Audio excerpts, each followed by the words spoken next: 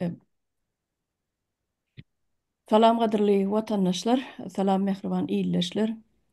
Bugün ine yılın ayağı yetip gelýär.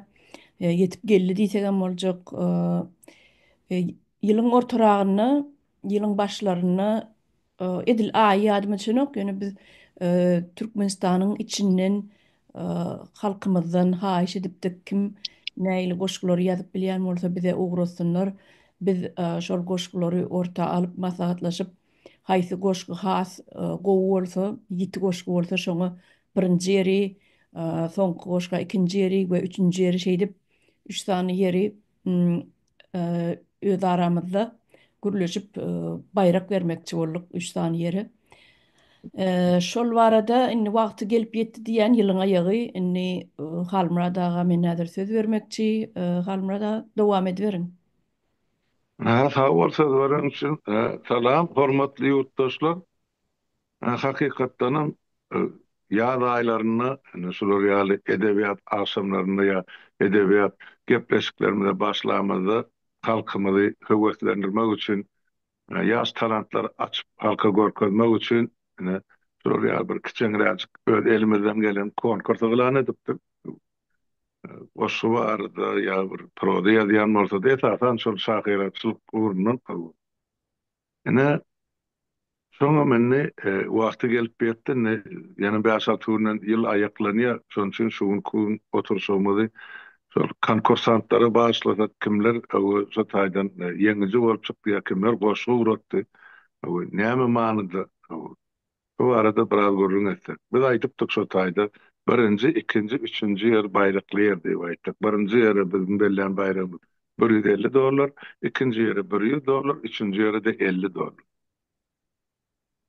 Şu arada biraz öz aramyzda maslahat etsek, men öz görýän zadym $150 ýa birinji ýerlik o taýda aňrybaş ýa ýokary derejede ýazylan goşgy ýok diýip o taýda talap biraz üýtgeç belýär-de ýemede edebiýatda ýöne ýüregi ýanyp watany halky üçin bir ýürekden agy hökmüni ýa bir darylap çykan goşgular bar. O käbirin olan ýykmasy kapiýasy boğulları dengelmeýän bolsa ýöne watançylyk duýgusy bir topar bolgusa da adamdan ýa-ýa o dörtleme, beşlemesini müňese ýokarda dur diýip hasap edýär. Şoň üçin jüri bize gelip gowuşan 3 tane goşgy bar ýurdun içinden, 3 tane dörli adamdan, 3 tane dörli toprakdan. Men etjek bolýan siz bilen maslahatym ýa-da etjek bolýan teklifim, gelin şu 3 adam her birine $50 baýrak belläýin. Şu bilenem şu ýylyň emesini konkursyny ýapsak innikiyle belki de bize goşgy uratjaklar ýa ýazjaklar pikir beýan etjekler hatda köp bar. Ýöne biz eger ýurtun daşyndaky, meselem Ýewropadamy, Türkiýedemi, Amerikadamy o ýurtlardanam gelen goşgularymyz bar. Eger şolarym içine goşup bermelesek, onu bağışlan bol, ýüzüňiz diýip aýtdymda Nurhanyň birinji baýragy size bermeli boldy. Şoň üçin ýurdun içindäki watandaşlarymyzy höweslendirmek üçin her sene $50 bellesek göwne jaý bolar mukadiýan. Kardeşler, teredin özüňiz näme baha berýän bolsaňyz şu mesele barada gatygylykly bor. Bizim sizin pikirlerinizi dinledik. Ondan çok goşgular getiren adamlar var. Olaryň gysgaça öz beýanatyny aýdyp berseler ýa-da şu goşgular okap berseler, şolar bizim şuňky gün o jemlejek bolýan meselemiz jemlenýär. Şonu aýdaýyn diýdim. Kimde näme bar aýdary goýar şu mesele boýunça? Daha söz men alıp alayın çünkü elim kaldırıp bilmedim bağışlarsınız. Bolar. Umida Hanım, söz sizden. Esenlikler, ildeşler, sağ olun gepleşinize çağıranız için. Ben Rısanı Goşku okacak. Geçen özümün gepleşimde ildeşinizin uğradan, yurtun içinden uğradan goşkusunu okap geçtim. Ende şunyalı konkurs belledik dediniz. Sağ olun bunun yalı konkurs bellep adamları, yurtun içindeki adamları heveslendirip, halk heveslendirdiğiniz için gatı goğu bir näme bu. Şuna yine yadınıza düşen bolsa Kerim Suhanberdi denövle Lebap vilayatynyň denöv etrabının daýhan birleşiginden ildeşimiz bir näme uradandy bizlere videolar uratdy. Soňa şu özüniň meselesi hakynda köp nämeler hat uratdy bizlere gurucu meclise. Şurada şu ildeşimizin yine birinci meselesi näme kartoşka ektirip soň izinden şal ektirip elinden aldılar. Şunu yalı bir nemeler çıktı da problemaları. Şu ildeşimiz bizlere goşku uğrattı. Ben şu goşkunu hazırsa okap bereyin. Öňe öňe deyip ıza çekmeli. Gürleýäniň şobada sesini kesmeli. Sonra cevap edip iş goşun ezip halk düşmanı deyip türme basmalı. 50 dolar bilen bir ay onmalı. Karz et, bermen, sütlaş çağa bakmalı. Sütlaş bilen çağa bakmalı. Dünyada uludağ, arkadağ deyip, öňe öňe deyip iza gitmeli. Aydım aydan rap okayan, saz çalyan, goşku düzüp kitap yazıp at çapyan, maşın minip drift edip gezip, öňe öňe deyip ızlığına çapyan. Özü oğlu ve on oğlu ve onun oğlu. Yurdu bermeli del, bizde bolmalı. Birden gideyersek pulları alıp, tiz vakta yurttan çıkıp kaçmalı. Tutsalar edirmez, dozak ederler. Bar zadımız alıp halka bererler. Her geçene bir şarpıgın çaldırıp, köz bastırıp bizi gaynap yöyerler. Gurban golu diyer menden nesihat, halkın hakkın iyisen şudur adalat. Toplap toplap konteynerlere yüklep, daşar yurda uğrat, yağar bereket. Yine Suhanberdi ildeşimiz, Kerimov Suhanberdi ildeşimizden gelen goşkuşu. Hazır şu goşkunu uğradan son şu meseleleri bizlere uğradıp, bolan başından geçen zatlar uğradan son bu ildeşimiz hazır e, Çerjövün Abdüşşükür diyen türmesinde saklap dururlar hazır. Şu sonku yine bir sanı video uğradıptı bizlere. Yine şu öyünde harazı bar şalısını çıkaran bir ildeşimizin şunyalı öyüne çağı bilen oturup olmaya öyünde invalid atası bar dep şunyalı meseleni öne çıkarandı, bizlere uğrattı. Şu mesele için hazır Abdüşşükür'de yatırış olan, naş goşkunu yüveren uğradan olan. Şunu okayın, okadım yine. Siz özünüz baka berersiniz indi jüriler, Hı hı. Ya sağ ildeşlerim. ol. Mülayim Hanım, sağ ol. Sağ ol. Hani Atı boş. halmada siz nämäni okap berseňiz önüne beýleki goşgulary kim iyi beren bolsa. Men okap bilemek. Men şu mahal telefondan girdim. Hem kompüterden derler. Goşgular bolsa men telefonumda size bar bolsa siz okayın bolmasa ya size de mümkinçilik yok. Ne baharyň özi gelir diýip garaşdyk-da, baharyň özi okarsa okasa gowy boljakdy. Üçüncü goşgu kiminki bolmaly? Halmada. Ayşegül kardeşimin tanıştımı, yegenimi şol bir gıydan gelir. Bar men size uğrattım. O şolary bolmaly sizde. Menne bar ýöne menne telefonu da. Men Ayşegül'ünki ýok, maňa diňe baharyňky geldi. Men uğrattım yemede vardır ol seredin Telegram'da. Men de Telegram'dan Bir uğrattım. tane goşgy beripsiňiz Telegramdan. Hava sol seredin. Bunu ädir men göreýin näme. Bu üçüncü goşguny ýerde uğratdyňyz, üçüncü Ayşegül'ünkini. Üçüncü şu Ayşegül'ünki şu mal yemede ikinci goşgu Bahar'ınki. Men Birinci ýok da men Ayşegül'ünki. Diňe baharyňky ba. İsterseniz ben Bahar okuyayım. An sen ne bamy Tuğçe nämeňki? Ayşegül'ünki ýa nämeňki baharyňky? Ayşegül Hanım'ın kızının mı bir tanışının uğradan yurtun içinden gelen goşku. Okey. Ben Ana okuyayım. okam şunu. Hı hı. Baylar doyup bilmez, gariplar iyip, yurdumuzun sonu näme bolarka? Pullular yaşayar, pulsuzu ezip, yurdumuzun sonu näme bolarka? Ocağına bahtlı gelecek arzulap, git gidýärler uzağa kalbe daş bağlap. Balalaram galyar göynüne avlap yurdumuzun sonu näme bolarka? Pulu yattı ähli döwlet edara. Pula yattı ähli döwlet edara. Pul bolmasa tapıp bolmayar çare. Adalat yok. Barıp görsen her yere yurdumuzun sonu näme bolarka? Dollar galyar haritlaram iki esse. Pulu bolan alyar bolmadık peste. Aylık az işlerim taşlanyar asta yurdumuzun sonu näme bolar?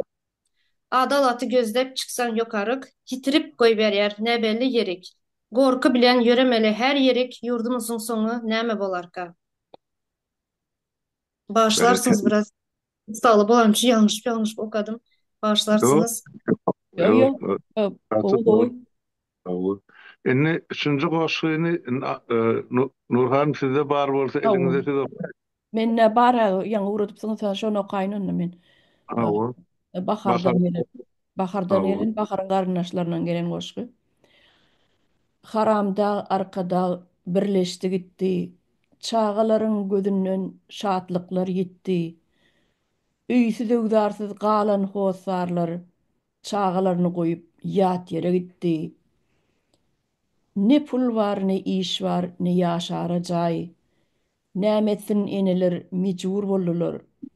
Perdentleriň geljegi gowy bolsun diýip ýat ýerlere gaçak bolup galylar.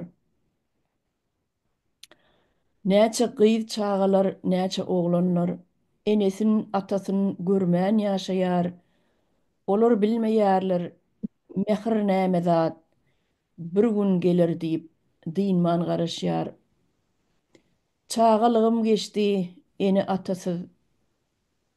Uyamy jigimi görmegem kynny. Bir döwüm çörege zar bolup käte gözdäki ýaşlarym zor-zordan dynny. Ne geyip bilerdik, ne doyup iyip. Hamana çağalyk geçdi zyndanna.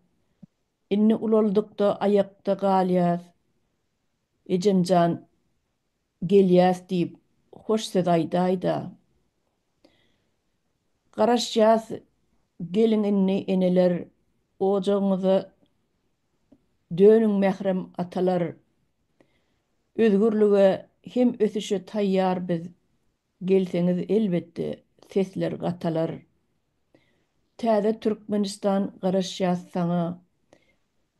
Gel dinle yetimleriň ahyny alasyn. Ojaklar ýykylly hem açlyk horluk. Döwüňsiz zalymyň guran galasyn. Horluk, para horluk galsyn, ugurluk galsyn. Seniň bilen ýurt güllesin özgörsin.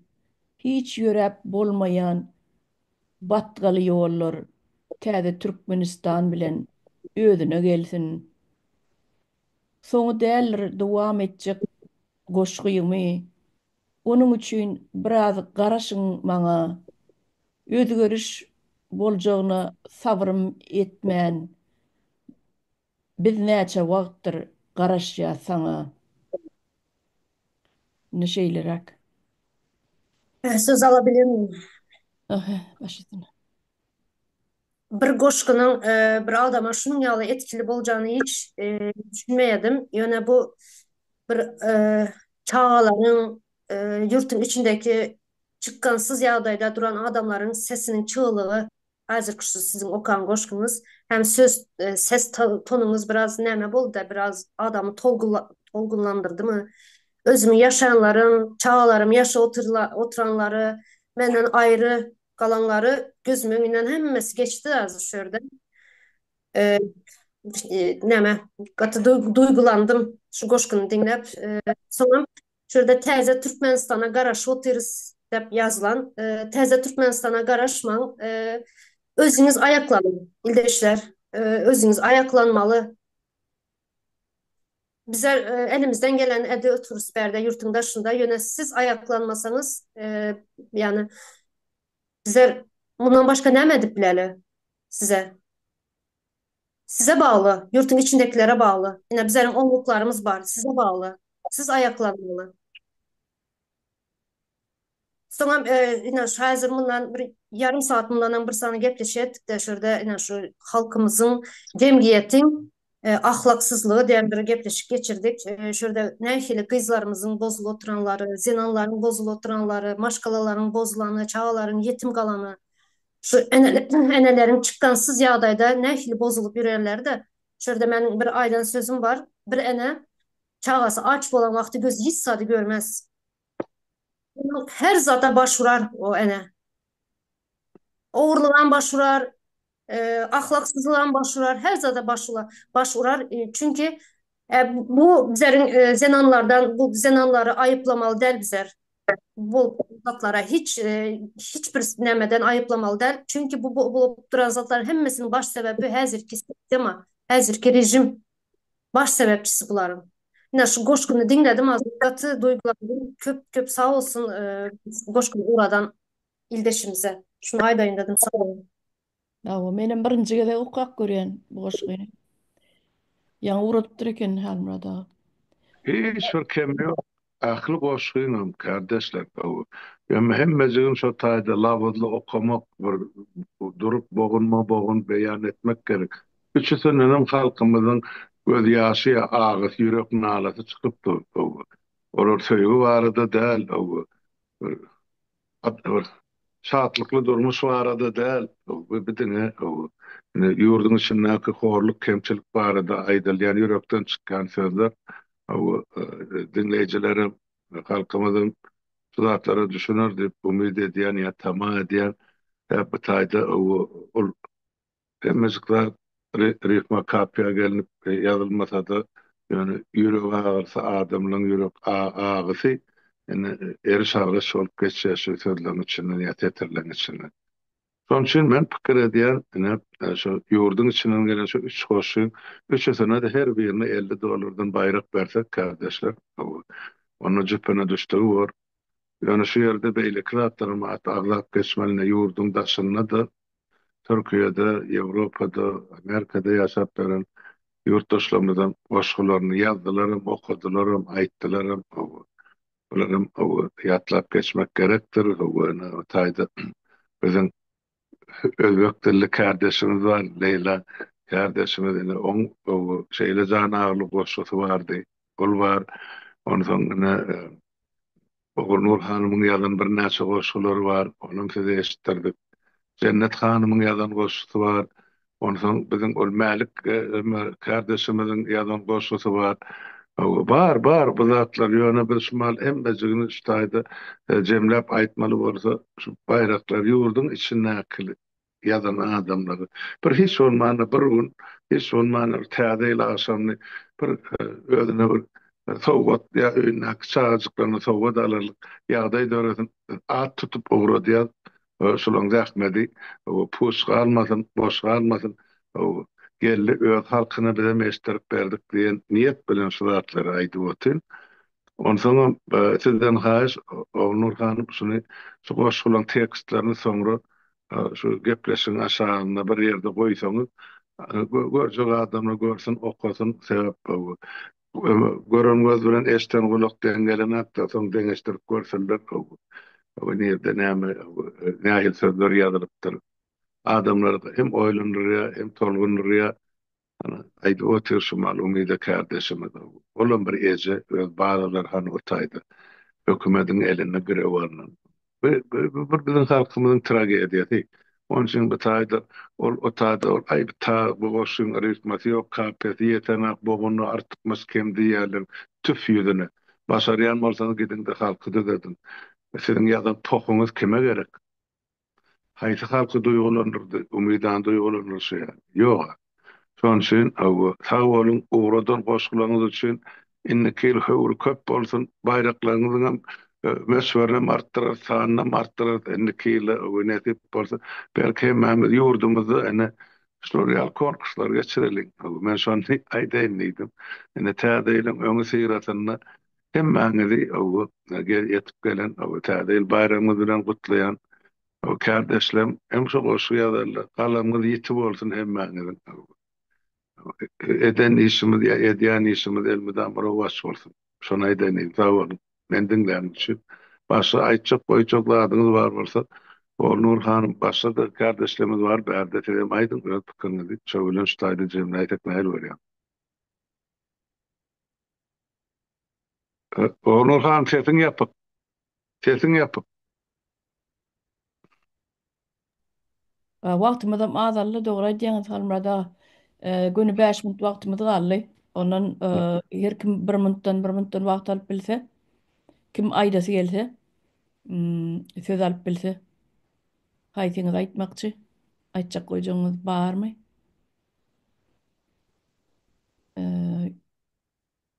Onda siz pikirlenýänçäňiz men şu bir goşgy bilen tamamlaýyn onda. Ekelle. Men bu goşgyny oğlum okap beripdimmikäm diýen. Ýene de bir gede gaýtalaýyn onu. Garaşsyz siz diýip aňyny guýan, milletini şeýdip bilimsiz goýan, aç halkyň öňünde güjeňläp iýen watanyny aç gözleri gallamy.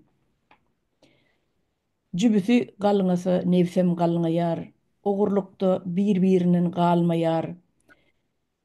Mut nebitten başa aýlanyp galgaýar, watanyny gargalary gallamy. Ýok döwleti alasmana götüren, biz bitarap diýip ýurdu batyran, bagşylary how-howny ýetiren, watanyny kezzaplara gallamy.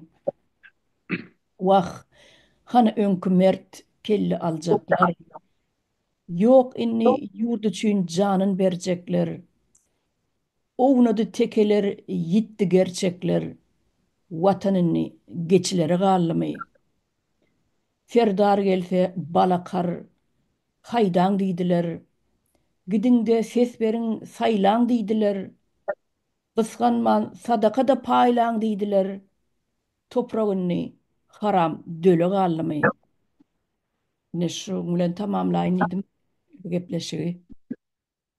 Berekella, sağ ol Nurhan. Salamyň ýeti bolsun. Berekella. Menem şurada sağ olsun Aydan oğlu Nurhan'ıma. Köp köp sağ olun şunyalı konkurs töredip ildeşlerimizi heveslendireniz için hem tezgahla bir az bolsam bir yurtun içinde şu maşkala goşku yazanların maşkalasına birazcık bolsam bir soğgatçık, küçük bolsam bir soğgatçık oluyor. Sağ olun şunun için.